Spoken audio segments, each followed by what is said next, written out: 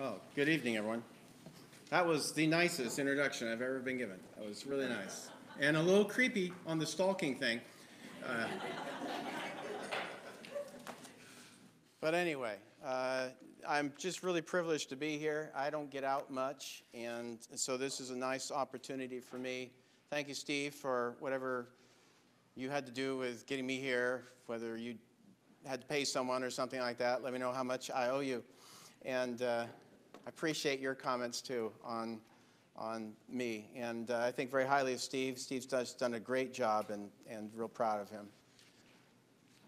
I was asked not too long ago to give a lesson, part of a series in another congregation on being successful.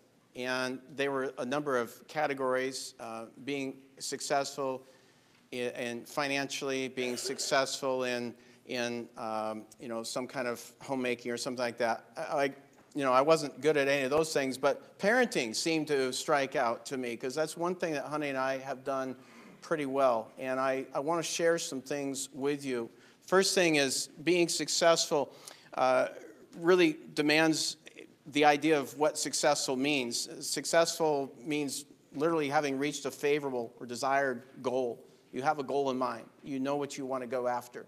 And you have to succeed in that in the sense that you're constantly and progressively reaching that goal. And so it implies a finished accomplishment, but I think family parenting is really a work in progress. And so we're talking about successful and relatively speaking. Okay? You might look at it as not successful as others. I might look at it as more. It doesn't really matter as long as we have a goal in mind and we are working toward that, advancing toward that. So when I say that I and Honey or we are successful parents, I do speak with some degree of qualification. My wife and I will have been married 30 years this year. We have raised two kids, 25 and 27 years old now. Both of them have chosen to be Christians. Both of them are college educated. Both of them are employed. Both of them, I believe, to be responsible adults. I'm proud of them. I'm proud for what they have done. But that doesn't mean that our job as a parent is over or that we have done far better than anyone else or that we have mastered this in any way. All it means is so far we have reached a favorable desired outcome as measured by realistic goals. And it also doesn't mean that just because my kids turned out well in my eyes is why they are successful or why we are successful parents. The focus on this whole lesson is on parenting. It's really not on the children. So it doesn't really matter so much what the kids decided to do. It really matters what the parents set out to do and did they accomplish that. That's really what we're looking at in this lesson. And I want to clear the air right up front and talk about what successful parenting is not, because I think it's fair to do this, to show you what it's not as far as dispelling any kind of myths or false ideas here. I don't think that successful parenting means that it was easy, or that it was effortless, or that it was a walk in the park. Achieving success in anything is never easy. Easy is really walking the wide path of least resistance. Success is walking the narrow path that few people take time and make effort to walk. And so don't confuse successful procreation with successful parenting. Anybody can procreate. That doesn't take a whole lot of effort. But successful parenting, that's going to take a lot of time and a lot of effort. And the same thing is true about preachers, if I can just say. Just because someone's standing behind a pulpit doesn't make him a great or successful preacher. Anybody can do that. But to be a successful preacher or successful fill in the blank, you got to put some work into that. And it doesn't mean that it was always enjoyable or rewarding either. My kids did bring a great amount of joy to us, to me personally, more than I ever imagined. They also, and if they were sitting here, I would say the same thing. They also brought us a great deal of grief, more than I could have ever imagined. And I think that's fair. I think it's fair to say that we had more emotional pain and discomfort than we ever saw coming.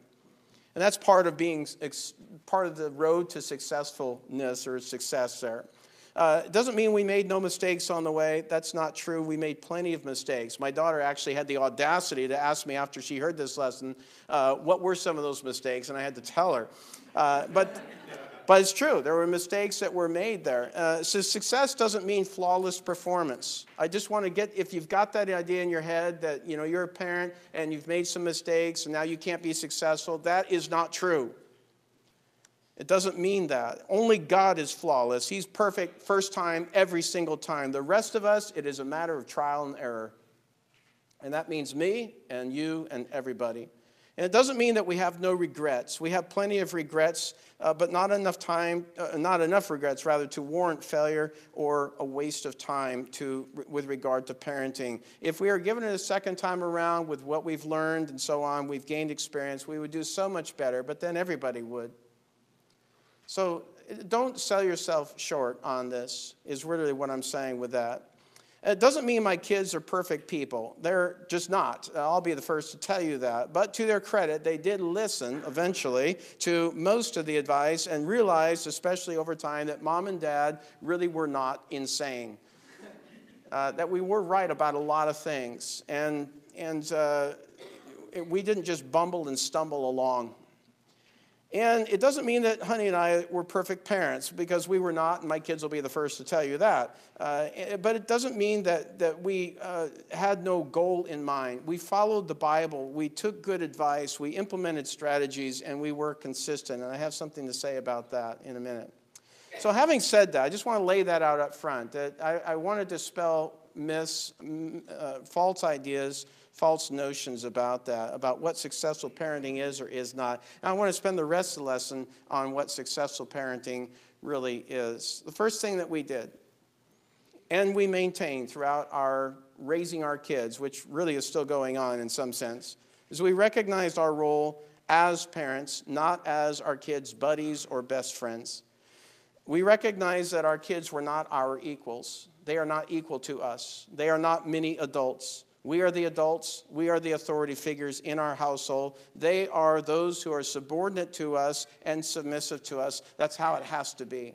In order for this family dynamic thing to work, there has to be law and order, and there has to be authority figures, and there has to be people that respect that and understand that.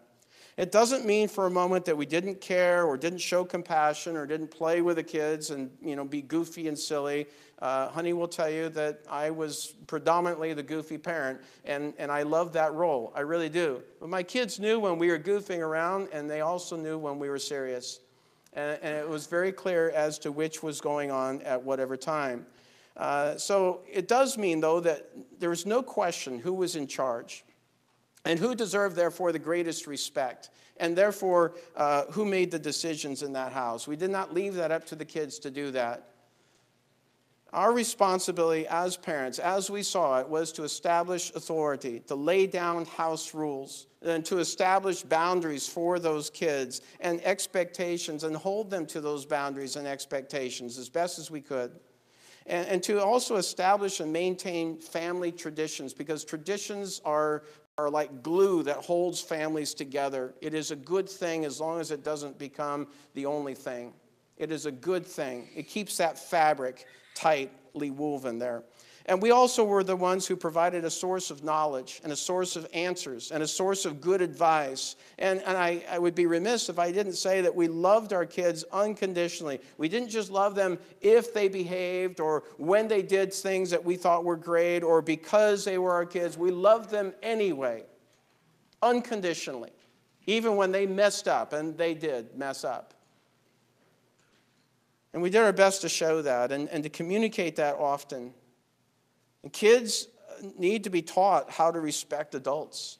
They need to be taught how to respect adult authority and adult privilege.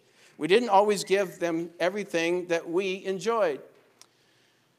This is going to sound shocking, what I'm going to say right now. We would go to the coffee shop, and we would buy coffee and nothing for our kids. Shocking, right? I expected more shock there, but anyway. To many parents today, that would be unthinkable, because I spend a lot of time in Starbucks, for example, and I see kids getting all kinds of things all the time because their parents do. I don't feel any obligation there. If Honey and I decide to go get a cup of coffee, that means we're going to go get a cup of coffee. Kids, sit here, sit with us, wait till we're done, and that's okay. That's not child abuse, okay? And when we went to potlucks, when our kids were of age, usually 8, 9 years old, they waited until the adults got their food, and then they got theirs. That was not child abuse either. When we held family meetings, and we did so regularly, I would serve as moderator or judge. Honey was my first lieutenant. The kids were given a voice, but they were expected to comply with whatever decisions were made. In other words, we listened to them, and they were able to plead their case, but that doesn't mean that they rendered decisions and judgments for the family. Increasingly, parents are allowing their children far too much decision-making power, often before the children are trained how to make those decisions or what decisions to make in the first place. They are given all this power, but they don't know what to do with it. They are not wise enough or mature enough to handle that kind of power. They lack in wisdom, they lack in maturity, they lack in historical perspective. That is a recipe for spoiled children. And unfortunately, what happens with spoiled children is they grow up to be spoiled adults. And you're seeing it in our society all over the place right now. We have a lot of spoiled adults because they were spoiled as children. And nobody said no to them, and nobody took the time to, teach them about adult privilege, and, you need to wait for things and so on. God does not entrust my children with raising themselves. Rather, he entrusted us as parents with raising them. I went through the book of Proverbs there, and I found 7 times where it says, sons and daughters, listen to me. The writer is saying, listen to me, the father figure in that book. It never, ever once said, Father, listen to your sons and daughters. It never, ever turned that around. It always went in one singular direction.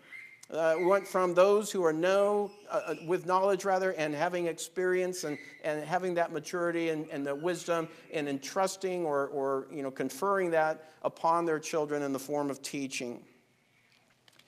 The second thing that we did is we trained them. We trained them with 2 objectives. We trained them to be good citizens, and we trained them to be faithful Christians, and we taught them this. We told them this often.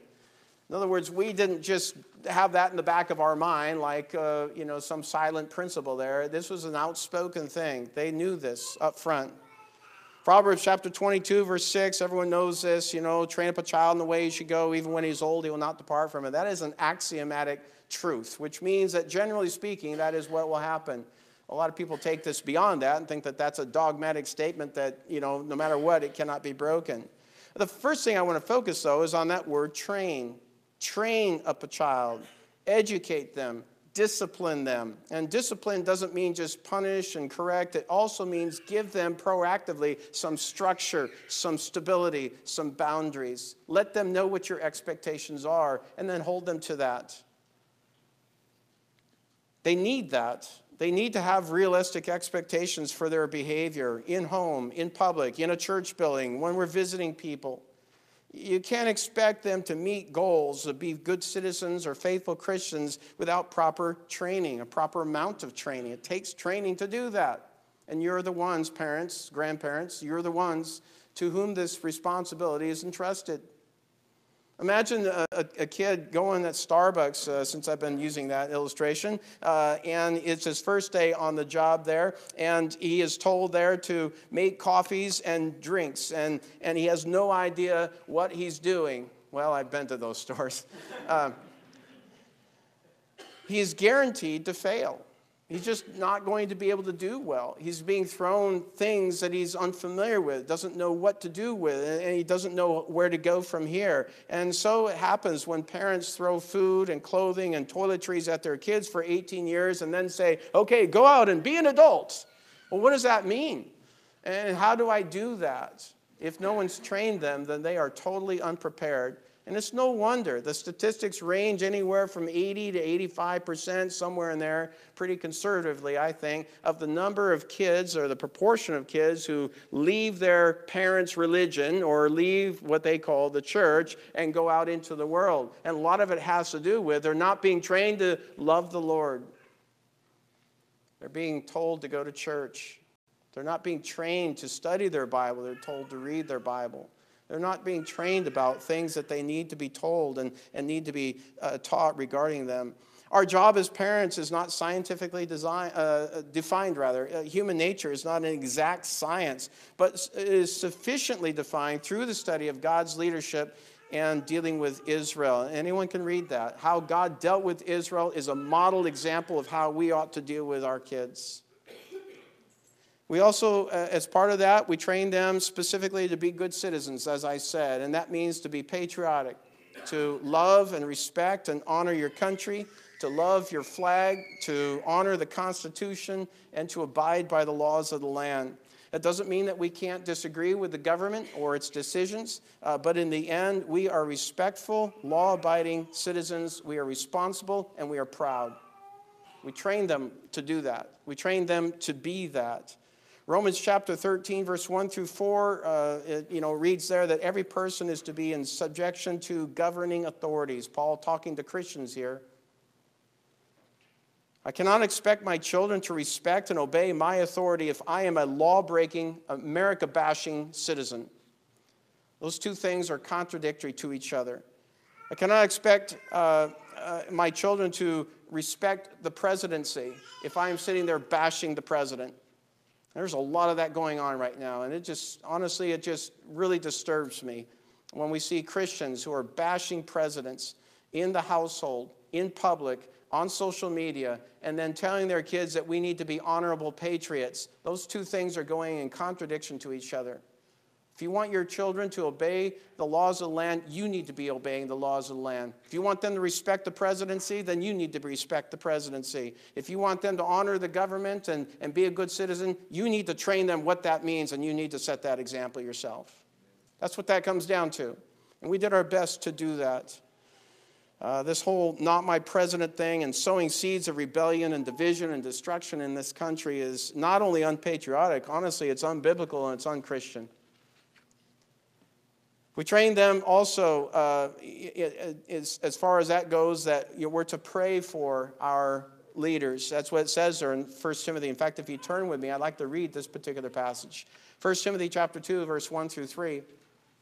Paul says here, first of all, then I urge that entreaties and prayers, petitions and thanksgivings be made on behalf of all men, for kings and all who are in authority, so that we may lead a tranquil and quiet life in all godliness and dignity. This is good and acceptable in the sight of God our Savior.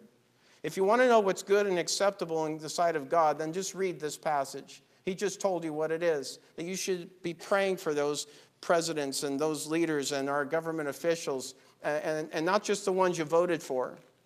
You should be praying that they are given an opportunity to do what is right and to help this country. Teach your children. Pray for those people in front of your children. Pray with your children. It's good and acceptable to do this. So it all begins in the home. We taught our kids to be involved in the school and in the community. We set the example as best we could. I have to say that Honey did a lot better at that than I did. But we went on litter picking up campaigns. Honey served in the PTA. I taught chess in the elementary school. We attended Veteran Day celebrations. My son and daughter both were in Boy Scouts and Girl Scouts, respectively, and they both reached the highest ranks that were possible in both of those groups there, and I'm real proud of them for that. Faithful Christians, it's not our job merely to take our kids to church, but rather to lead them to Christ. I've been hearing that for a while now. A lot of different groups talking about that, not just in our circles, but even in denominational circles. Stop taking your kids to church, lead them to Christ. It sounds good, but how do you do it? And who does that? And when do you do it? Do you do it once? Do you do it twice? Do you do it all the time? I don't have time to get into all that tonight, but I'm just saying that it does need to be done. We're told in this Ephesians 6, verse 4, it says, their fathers bring your children up in the discipline and instruction of the Lord. At least the New American Standard uses those words.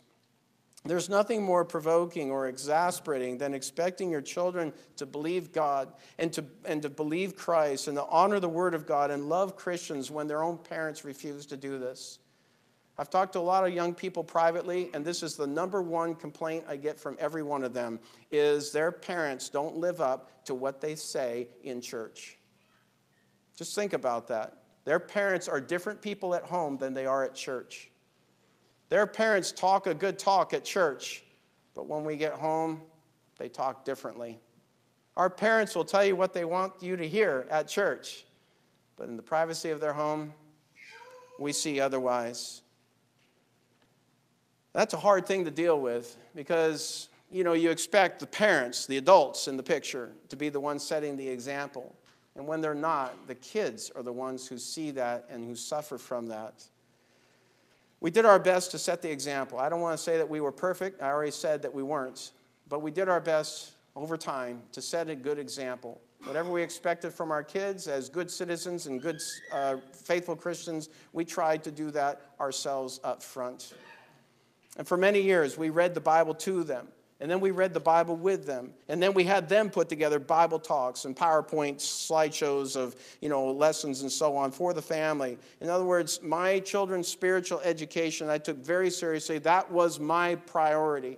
That was my job. Not something I sloughed off to my wife or allowed the Bible class teachers to take charge of, or even the preacher of the congregation. They all helped in their own ways, and I get that, and I'm appreciative of that. But it was really my responsibility that God gave to me as a father. That's what it says there in Ephesians chapter 6:4. And we knew our task was greater than we could do on our own, so we prayed to God. And I have to say, I will confess, actually, because I'm not proud of this, but when our kids were younger, we didn't pray to God for our parenting of them as much as we should have. That didn't come till later when the real problems started, as they started trying to find their own way and, find their own identity and try to, find their place in the world. And that got really challenging for all of us. Then I found ourselves praying a lot more. My suggestion, strong advice really, would be to pray for them when they're young, and then pray for them when those times come as well. We did lay the groundwork. We did set the foundation. We reinforced that with rebar, so to speak. We poured the concrete. In other words, we established for them a good base, a good foundation. Any good building that's going to last any amount of time has to have a good foundation if you expect it to be around for a while. That's where the building starts. It doesn't start in the top. It doesn't start with all the cosmetic decor and everything. It starts with the foundation. And it was up to them to build upon that foundation. I believe that they have, at least to the extent that we've seen so far. We understood it was not our place to cram our belief system, our personal beliefs, our faith, our convictions down their throat, but rather to teach our children what our convictions are, and then secondly, where we got them from. And we did that regularly. We had a lot of talks. We would have talks not over Bible studies, but we have talks on drives somewhere and, dinner table discussions and all those sort of things. We wanted them to know, first of all, what we believed, but also why we believed it, so that they could come to an understanding that they also have to have a belief and that they need to know where that comes from. Thirdly, we were consistent in this message, and that is that Dad is in charge, Mom is second in command, and the kids are kids. And those roles never changed, and those roles were never interchanged. It always was that way. We didn't vacillate between stern and spineless or strict and anything goes. We tried our best not to send mixed signals when laying down house rules or administering discipline. The kids, again, knew when we were being silly or teasing. They also knew when we were being serious or were upset about something. And we were not easily played, although my daughter and my son have told us that we were played a few times. We found out later.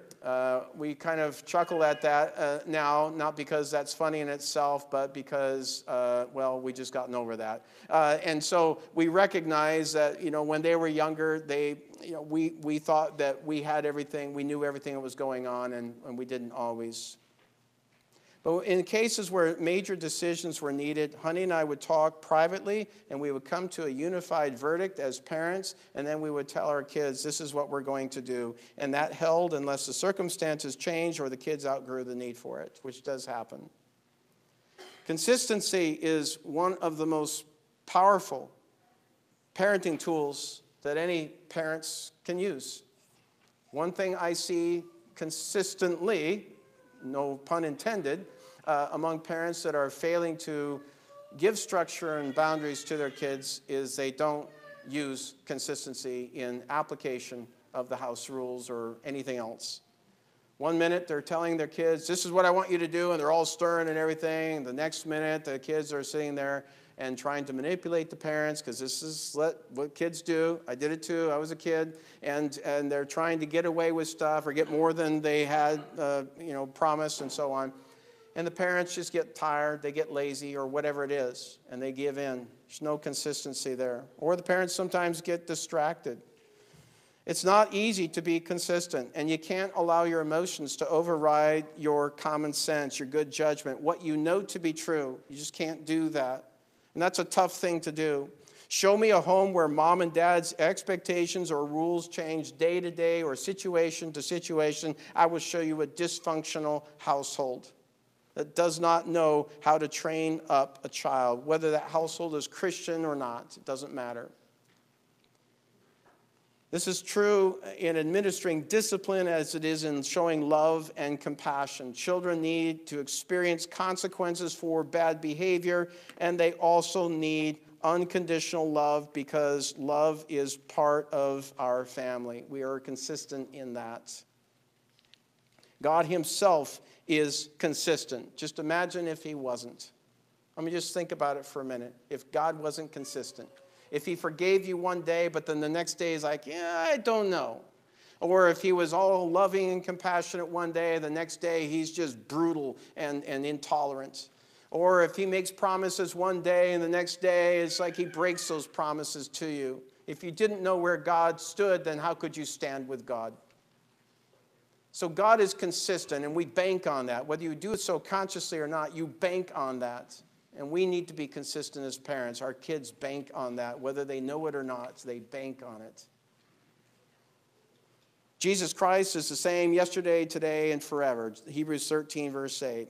2 Corinthians 1:19 says, the Son of God is not yes and no, but Paul says in so many words that he is solid, he is consistent, he is reliable. One of the phrases that is used repeatedly in the New Testament is God is faithful. He's faithful to himself, he's faithful to his word, he's faithful to his people, he's faithful to his promises, he's faithful in everything he does. Amen.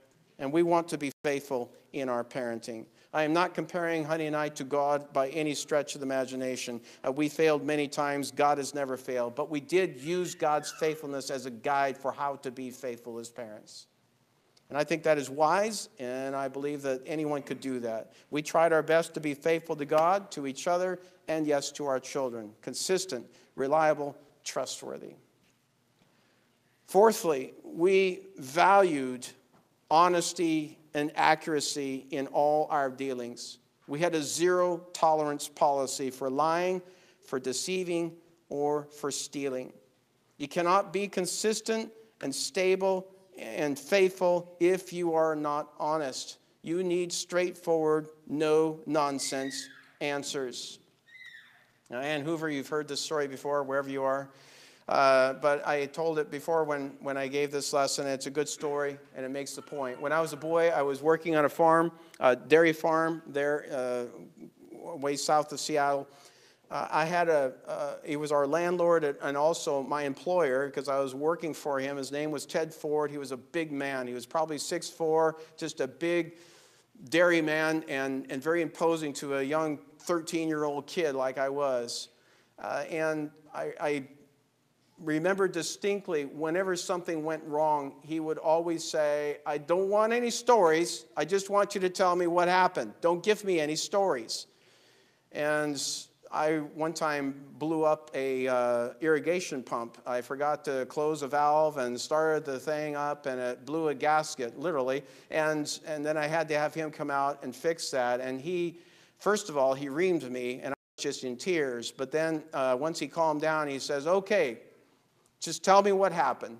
I just need to know what happened. Don't give me any stories.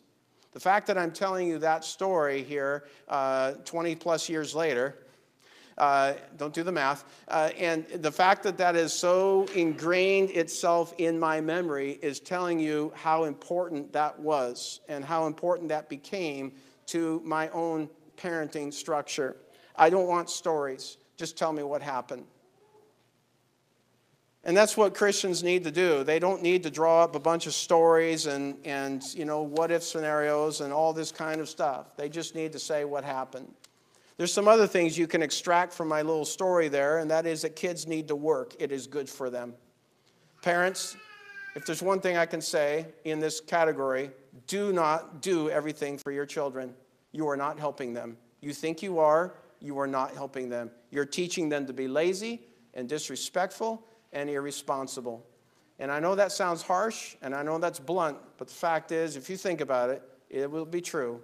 And we have plenty of examples in our society of those kids whose parents did everything for them, and now they are lazy, and they are careless, and they are irresponsible. No surprise there. Secondly, kids need to be held accountable for their work. That is also good for them. They need to answer for their mistakes. I don't mean they need to be beat up. What Mr. Ford did to me was not appropriate for a 13-year-old when he was chewing me out. But at the same time, he wasn't a Christian either. We should know better. As Christian parents, we should know better. And they need to be held accountable for what they do wrong. And then thirdly, kids cannot make excuses for poor work or for irresponsible. That also is not good. And often, sadly, they learn how to do that from their parents.